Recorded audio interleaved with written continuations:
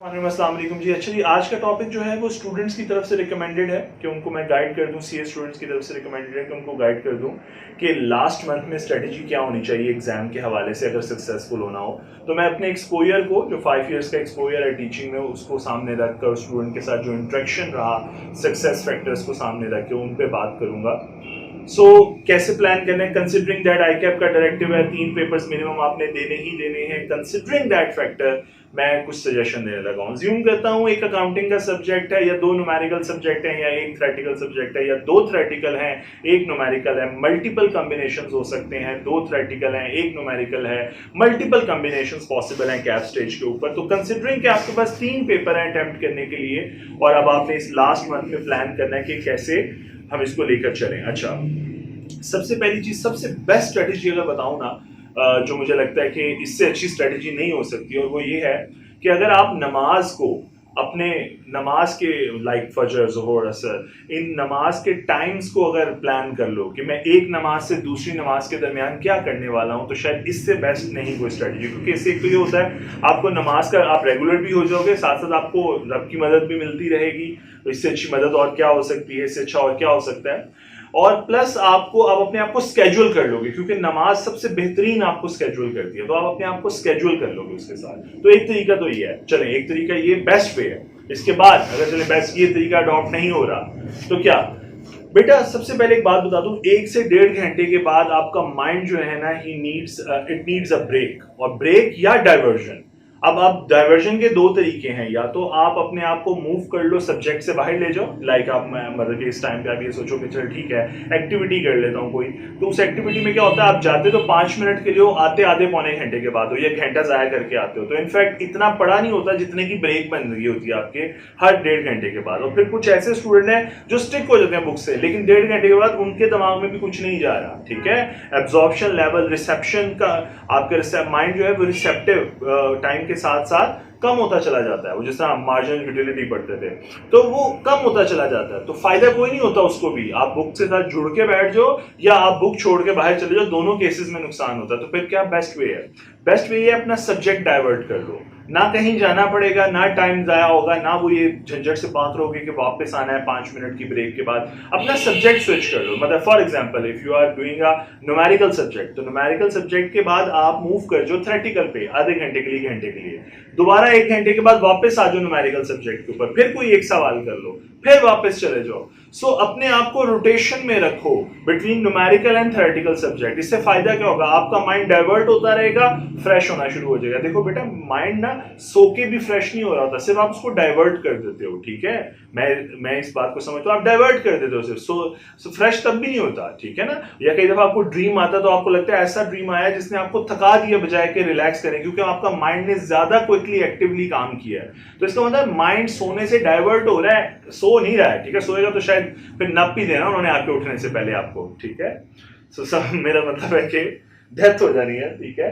समझाने वाली बात है वो ये है कि अब आता हूँ छोटी छोटी, माइंड को डाइवर्जन करो, पहली टेक्निक। दूसरी टेक्निक, न्यूमेरिकल सब्जेक्ट के अंदर थ्योरेटिकल, हर टीचर ने आपको, रिस्पेक्टिव टीचर ने आपको गाइडलाइन या वे बताई होगी कि पास होने का तरीका क्या है। मैं हमेशा कहता हूँ स्मार्ट वे करो।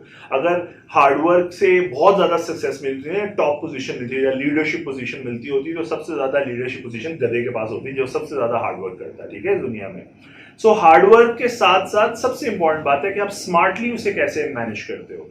अब देखो, एक चीज ख्याल रख लो, 2 ही सब्जेक्ट्स हैं यहाँ, अकाउंटिंग का या थ्योरेटिकल है। कुछ लोगों को थ्योरेटिकल से मौत पड़नी है, कुछ को न्यूमेरिकल से मौत पड़नी है। ये अगर आपकी न्यूमेरिकल वीकनेस है तो समझ लो कि अपने दिन का प्रोडक्टिव टाइम जो है वो उस न्यूमेरिकल सब्जेक्ट पे इन्वेस्ट करें। जो आपकी वीकनेस है, अपनी वीकनेस को अपने मोस्ट प्रोडक्टिव टाइम में ले जाओ, और अपनी स्ट्रेंथ को अपने लीस्ट प्रोडक्टिव टाइम में ले आओ। रिवर्स इनडायरेक्टली कर लो इसको, ठीक है। अगर आप किसी सब्जेक्ट में, सपोज आपको थ्योरी में एक्सपर्ट हो, मजा आता है पढ़ने का, टाइम का पता भी नहीं चलता, आप एंजॉय करते हो उसको पढ़ना, तो फिर इसको अपने लीस्ट प्रोडक्टिव टाइम में ले जाओ। क्योंकि आप बहुत थके भी हुए, एग्जॉस्ट भी हुए, माइंड भी बहुत ना चल रहा हो, तब भी उस सब्जेक्ट को बहुत इंटरेस्ट लेके पढ़ लोगे। लेकिन अगर आप अपने मोस्ट प्रोडक्टिव में ये कर लोगे तो लीस्ट प्रोडक्टिव में क्या बचा होगा, न्यूमेरिकल सब्जेक्ट, और मौत पड़ जाएगी, सवाल नहीं सॉल्व होंगे, ठीक है। तो एक तो ये स्ट्रेटेजी बहुत इंपॉर्टेंट है कि अपने मोस्ट प्रोडक्टिव टाइम का इस्तेमाल कैसे करना है। तो उसको प्रायोरिटी सेटिंग कर लो कि देख लो न्यूमेरिकल वीकनेस है कि थ्योरेटिकल वीकनेस है, और व्हाट अ गुड कॉम्बिनेशन कि अगर दोनों ही स्ट्रेंथ है या दोनों ही वीकनेस है तो बहुत मिजरेबल कॉम्बिनेशन बन जाता है। अच्छा, ऐसा होता नहीं है, रेयर कॉम्बिनेशन, रेयर है कि बहुत के दोनों में ही इंटरेस्ट ना हो। यूजुअली स्टूडेंट का दोनों में से किसी एक में बहुत स्ट्रेंथ होती है, बड़ी स्ट्रेंथ होती है, ठीक है। सो सेकंड पॉइंट मैंने ये डिस्कस कर लिया। अब थर्ड पॉइंट की तरफ आते हैं कि और क्या करना चाहिए। बेटा देखो, अब सबसे पहली बात इंपॉर्टेंट, एक और इंपॉर्टेंट बात, प्लानिंग बहुत इंपॉर्टेंट है। देखो, मंजिल का पता नहीं है ना तो रास्तों पे भटकते रहोगे और कहीं नहीं पहुंचोगे, ठीक है, ऐसा ही होता है ना। तो बिल्कुल इसी तरह एग्जाम के डे तक को आपने, या मॉक एग्जाम्स तक आपने अपने आप को अगर प्लान नहीं किया ना तो यकीन करो इन 10-20 दिनों के अंदर सिर्फ घूमते रहोगे, इधर टकरे मार उधर टकरे मार, मोस्ट इंपॉर्टेंट टॉपिक पकड़े अपनी तरफ से, सबसे आसान टॉपिक पकड़ते हो, उन्हीं को बार बार करना शुरू कर देते हो। फील ऐसा आता है कि यार बहुत बड़ा वाओ, लेकिन इनफैक्ट आप उन्हीं स्ट्रेंथ, उन एरियाज को जिनमें आपकी स्ट्रेंथ होती है आप उनको बार बार करके एंजॉय कर रहे होते हो, ठीक है। एक प्रॉब्लम ये बहुत बड़ा है स्टूडेंट के साथ, वो मोर डिफिकल्ट एरिया को जरा थोड़ा बाद में लगते हैं, थोड़ा मोमेंटम आ ले, पढ़ना शुरू कर लें, आसान से शुरू करते हैं, वो आसान पे रह जाते हैं, मुश्किल वाला सारा एरिया वहीं छोड़ देते हैं, ठीक है। तो स्मार्ट वे क्या है? स्मार्ट वे ये है कि प्लानिंग के अंदर अपना प्लानिंग को इस तरह से बिल्टअप करो कि स्मार्ट वे एग्जीक्यूट हो जाए। स्मार्ट वे क्या है? जब फॉर एग्जांपल मैं कहूं एक वेटेजेस गिवन है बाय द एग्जामिनर कि किस एरिया में से कितना, किस टॉपिक में से कितना पेपर टेस्ट करना है, तो बेटा अगर उसकी वेटेज कम है तो फिर इसका मतलब है आपका अटेंशन भी उस पर कम होना चाहिए, डायरेक्टली प्रोपोर्शनल। किसी की वेटेज बहुत ज्यादा है तो फिर उसकी आपका टाइम गिवन जो है वो ज्यादा होना चाहिए। न्यूमेरिकल सब्जेक्ट है, से मैं कहता हूं एक टॉपिक से वैसे एक टॉपिक का नाम ले रहा हूं, ईपीएस का टॉपिक है जी, ईपीएस पे बहुत मेजर क्वेश्चन आ रहा है। सपोज मुझे नहीं पता इस वक्त की वेटेज क्या है अकाउंटिंग सब्जेक्ट की, उसमें से मेजर टॉपिक आ रहा है 20 मार्क्स से, तो आपकी फिर टाइम वेटेज भी ज्यादा होनी चाहिए। मेरी बात समझ, ये है स्मार्ट स्टडी, आपकी टाइम एलोकेशन जो है वो ज्यादा होनी चाहिए। तो फिर प्लानिंग के ऊपर शुरू में 2 घंटे लगते हैं, 3 घंटे लगते हैं, 4 घंटे लगते हैं, यार लगाओ। जितनी खूबसूरत प्लानिंग होगी ना उतनी एग्जीक्यूशन खूबसूरत होगी। द मोस्ट इंपॉर्टेंट तीसरा स्टेप कि जितनी एग्जीक्यूशन, प्लानिंग पे 5 घंटे लगते हैं, 5 घंटे लगा दो यार। इतनी वो कहते हैं ना डिफेक्ट फ्री प्लानिंग करो कि आपने किस टॉपिक पे कितना टाइम इन्वेस्ट करना है, फिर डिपेंडिंग ऑन द वेटेज।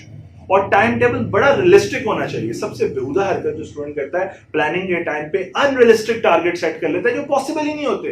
दिन में 5 सवाल करूंगा मैं, 2 टॉपिक्स कर डालूंगा, और बाद में उससे एक क्या आधा भी टॉपिक नहीं होता। और फिर वो पहले दिन तो बड़ा मोटिवेटेड है, दूसरे दिन से उसका जो कीड़ा है ना वो कम होना शुरू होता है, स्पार्क कम होना शुरू होता है, और स्पार्क कम होते होते होते होते वो कीड़ा मर ही जाता है, ठीक है ना। और फिर एक दिन चाहते हो ये दोबारा से शुरू करेंगे, तो इनफैक्ट वो टाइम नहीं बचा होता, वो अपने प्रीशियस टाइम जाया कर दिया होता है। तो समझाना ये चाह रहा हूं कि प्लानिंग इतनी डिफेक्टिव फ्री हो, इतनी रियलिस्टिक हो कि वो आप देखो, एक बार याद रखना, इंसान के लिए ना मोटिवेशन फैक्टर पता है क्या है?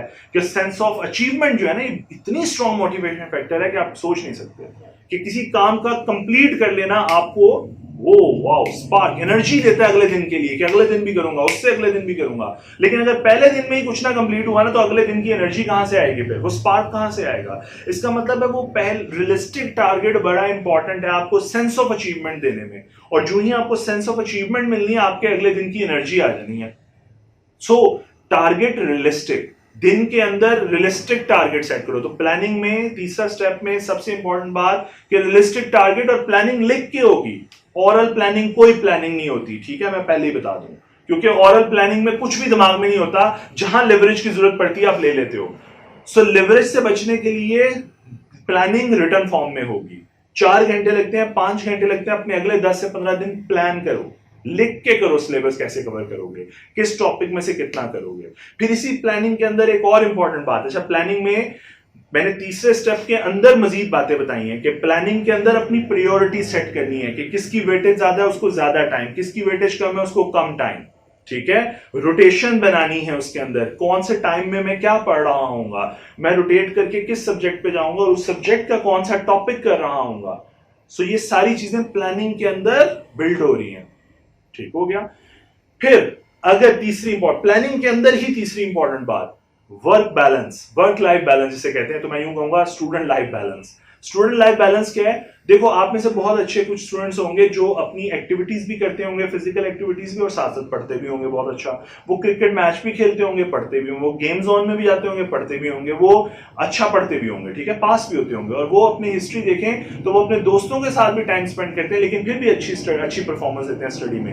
एक बात याद रखना, ऐसे बच्चों के लिए, ठीक है, कुछ तो होते हैं बुक वॉर्म जिनको ये एक्टिविटीज फैसिनेट नहीं करती, लेकिन जो बच्चे ये हिस्ट्री में इंटरमीडिएट लेवल में, ओ लेवल, ए लेवल में ये काम करते आ रहे हैं, तो याद रखना उनके लिए वो एक्टिविटी बहुत इंपॉर्टेंट है। दिन में से आपने उसके लिए हिस्सा रखना है कि फॉर एग्जाम्पल मैं कहूं 5 से 6 बजे तक मैं क्रिकेट खेलूंगा।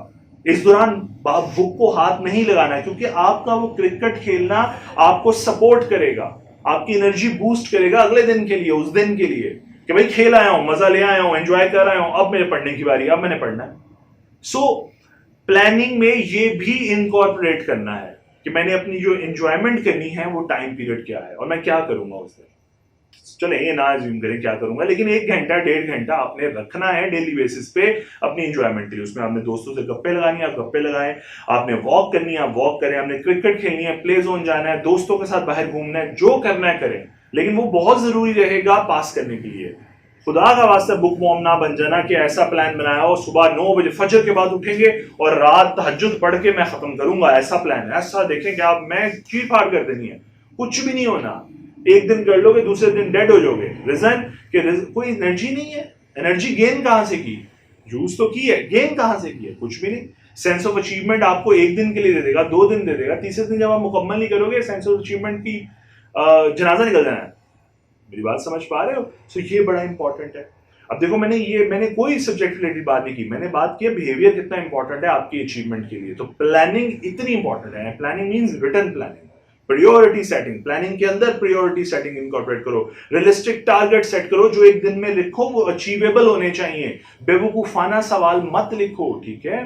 फिर अपनी लाइफ को बैलेंस करो, जहां पे जरूरत है कि यहाँ पे जरूरत है कि फॉर एग्जांपल यहाँ पे मुझे खेलना है तो खेलना है, वहां पे बात खत्म, ठीक है। फिर इसके अलावा एक इंपॉर्टेंट बात ये है कि अब ये लाइफ बैलेंस भी हो गया, ये 3 इंपॉर्टेंट बातें होगी प्लानिंग के अंदर। फिर प्लानिंग में ये भी शुमार करो कि एक चीज और, स्मार्ट स्टडी ये समझाती है हमें कि यार तुमने अगर फॉर एग्जांपल एक टॉपिक है, ज्यादा सवाल करने से कॉन्सेप्ट नहीं आता, 2 कियों टका के कियों सवाल का कॉन्सेप्ट आ जाता है। और मैं जितना, चूंकि मैं बीसी फील्ड से हूं तो मैं जानता हूं कि अकाउंटिंग के टीचर्स यूजुअली या न्यूमेरिकल सब्जेक्ट के टीचर आपको खुद गाइड कर रहे होते हैं कि यार इस टॉपिक में सबसे तगड़ा सवाल ये वाला है, तो बस वो तगड़ा सवाल हाथ से करो। वो 2 सवाल टका के किए हों, वो फुलफिल कर देंगे तुम्हारी डिजायर या तुम्हारी नीड जो कि तुमने 10 सवाल करके लेनी है। खुदा का वास्ता स्मार्टली बिहेव करो, टॉपिक की एप्लीकेशन को समझो। टॉपिक के सवाल ज्यादा करने से अकाउंटिंग पास नहीं होनी, 2 कियों टका के कियों पास हो जाएगी अकाउंटिंग। मेरी बात समझ पाए हो? तो ये भी अपने इनकॉर्पोरेट करो कि कौन से 3-4 सवाल, इस लेवल तक मेन्यूट डिटेल्स तक अपना प्लान प्रिपेयर करो कि डेली बेसिस पे जब उसे काटोगे ये एक सेंस ऑफ अचीवमेंट देगा तुम्हें। ये देखो अकाउंटिंग का आज काम कर लिया, ये 2 सवाल अकाउंटिंग के हो गए, ये इस टॉपिक का सवाल हो गया, ये थ्योरेटिकल का ये चैप्टर कंप्लीट हो गया। ये तुम्हें सेंस ऑफ अचीवमेंट देगी अगला अचीव करने के लिए। तो ये बड़ा हेल्पफुल है। ये 2-3 बातें जो मैंने कही हैं ये बहुत इंपॉर्टेंट है इस last study. Plan bullet proof plan कह रहा हूं, इनफैक्ट डिफेक्ट फ्री प्लान, और इतना रियलिस्टिक के दिन के आखिर में जब सो तो इस अचीवमेंट के साथ सो कि यार आज का काम सारा खत्म कर लिया। और अगर इस प्लान के साथ चलूंगा 20 दिनों के बाद तीनों सब्जेक्ट तैयार होंगे, मॉक के लिए रेडी हो जाऊंगा, और एक बार मॉक में रिवीजन करूंगा उसके बाद मैं पेपर के लिए रेडी हो जाऊंगा। स्टिल मेरे पास कुछ दिन होंगे मॉक के बाद जिनमें मैं अपने आप को पॉलिश करूंगा। अब कॉन्सेप्ट उन बच्चों के लिए जो लास्ट में कुछ लेक्चर अभी पेंडिंग लेके जाएंगे। देखो ये स्ट्रेटजी बिल्कुल गलत है कि पेंडिंग लेक्चर पहले मुकम्मल करूंगा फिर दोबारा रिवीजन स्टार्ट करूंगा, बहुत बेहुदा है। अब तुम दिन में वो हिस्सा बनाओ, प्लानिंग के अंदर वो बिल्ड करो कि एक दिन में प्लानिंग के अंदर रिवीजन भी चल रही है और साथ वो लेक्चर भी लेना है। बात समझ आई है? इसका मतलब है अब तुम्हारी प्लानिंग थोड़ी सी मजीद डाडी हो जाएगी, माइन्यूट डिटेल में चले जाओगे, ठीक है। सो आपने इसको इस तरह प्लान करना है। सो होपफुली मैंने जितनी बातें डिस्कस कर सकता था मैक्सिमम, जो मुझे लगता है कि ये बिहेवियरल फैक्टर जो है ये जो आपका एटीट्यूड है ये बड़ा मैटर करता है आपकी सक्सेस में। मैंने उस पर डिटेल बात कर ली और कोशिश की आपको सारी बातें समझ आ जाए। एक लास्ट बात, एग्जाम डे पे क्या करना है जब एग्जाम हॉल में बैठो। तो मैंने पहले भी जिस तरह कहा था, एग्जाम हॉल में बैठ के पहले 15 मिनट तुम्हें रीडिंग टाइम सिर्फ इसलिए दिया जाता है कि तुम उस टाइम में सोचो कि यार इस पेपर को पास करने के लिए कौन से सवाल पहले घंटे में करने हैं। देखो फर्स्ट 60 मिनट में या तो तुम फियर पे डोमिनेट कर जाओगे या फियर तुम पे डोमिनेट कर देगा। यानी मैं यूं कहना चाहता हूं कि आपका सक्सेस और फेलियर आपके उस फर्स्ट 60 मिनट्स पे डिपेंड करता है। तो वो 60 मिनट टका के लगे होने चाहिए और उसमें कम से कम दिमाग अगर इस्तेमाल हो तो उतना बेहतर है, क्योंकि उस टाइम के ऊपर फियर जो है वो आपके माइंड और आपके हाथों को अलायंस नहीं होने देता आपस में, ठीक है ना। तो उस टाइम पे कोशिश करो कि उन क्वेश्चंस को करो जो इजी हैं, जिनमें कम माइंड यूज हो रहा, कम ट्रिकी हो, कम डाइवर्जन हो, उसमें उनको पहले अटेम्प्ट करो, उनको पहले ग्रैब करो, उन नंबरों को अपनी पॉकेट में डालते जाओ। जब 60 मिनट्स के बाद तुम लड़ाके बन जाओगे तो फिर कोई भी टॉपिक करो तुम उसकी ऐसी की तैसी कर दोगे। मेरी बात समझ आ रही है? तो first 60 minutes in exam hall आपका डिटरमिन कर देते हैं कि आप सक्सेसफुल हो कि आप फेलियर हो, ठीक है। और तो ये बहुत इंपॉर्टेंट बात है। और फिर जो टॉपिक आता है, जो पहला पार्ट आता है वो करो, उस दूसरे पार्ट को छोड़ो और आगे चले जाओ। सो फर्स्ट 15 मिनट्स आपको हेल्प करते हैं कि आपने कौन सा एरिया पहले सॉल्व करके इस मुश्किल टाइम से जो 1 घंटा है उससे बाहर आना है कैसे। और एक और बात बता दूं, थ्योरेटिकल पेपर में ये प्रॉब्लम आती है, ज्यादा लिखने की तकलीफ हो, जज्बात कंट्रोल नहीं होते। तो वहां पे मैं हमेशा एक बात बस लास्ट कहता होता हूँ क्लासेस में भी कि एग्जामिनर को इंप्रेस करना है, उससे रिश्ता नहीं लेना, उसने आपको रिश्ता नहीं देना है, ठीक है। बहुत पसंद आए आपकी विश होने, आप स्टूडेंट ना उस तरफ चले जाओ तो एक ही सवाल इंप्रेस करके दिखाऊंगा, और भाई एक सवाल में इंप्रेस नहीं करना, तुम उससे बहुत बेहतर है तुम रिश्ता लेने की बजाय तुम एक सवाल में उतना करो जितना पासिंग मिल जाए, अगले सवाल में उतनी एफर्ट डाल दो, ठीक है। टाइम एलोकेशन बहुत इंपॉर्टेंट चीज रहती है, हमेशा अपने जज्बात को थ्योरेटिकल सब्जेक्ट में कंट्रोल रखा, क्योंकि न्यूमेरिकल में तुम कंट्रोल कर लेते हो, थ्योरेटिकल में कंट्रोल नहीं कर पाते। दिल करता है और आता है ज्यादा लिखूं और कुछ ज्यादा लिख देता हूं और एग्जामिनर को ये भी बता देता हूं वो भी बता देता हूं, और नहीं भाई जितना बनता है उतना बताओ, बस खत्म, ठीक है। सो होपफुली मुझे उम्मीद है कि ये वीडियो कुछ लोगों को एक की भी जिंदगी बदल दे, एक की भी जिंदगी में हेल्पफुल हो जाए, तो मेरा काम मुकम्मल हो जाएगा, मेरे बेनिफिट, मुझे रिवॉर्ड मिल गया उसका। अल्लाह ताला आप सबको आसानी अता फरमाए और आसानी बांटने की तौफीक अता फरमाए।